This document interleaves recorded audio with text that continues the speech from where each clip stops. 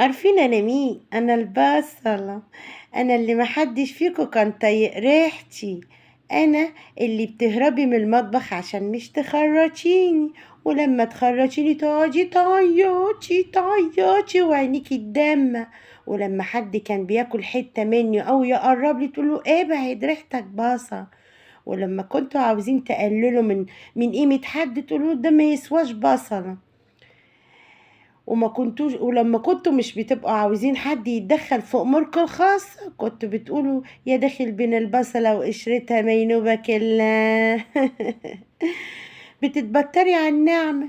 ده انا مفيش اكلة تحلى الا بيا، وريحة التقلية بتاعتي بتجيب اخر الشارع. والاكل من غيري ملوش طعم ولا ريحة.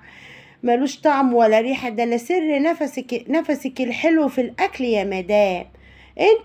انتوا ما تعرفوش قيمتي. انتوا كنتوا بتعيطوا عشان بتخرطوني. طب اهو ما بقيتوش قادرين تشتروني ولا تجيبوني، وبقيت اغلى خضار في السوق. عيطي بقى يا اختي عيطي، والنبي لا انتي معيط. عيطي عيطي عيطي وانا اضحك.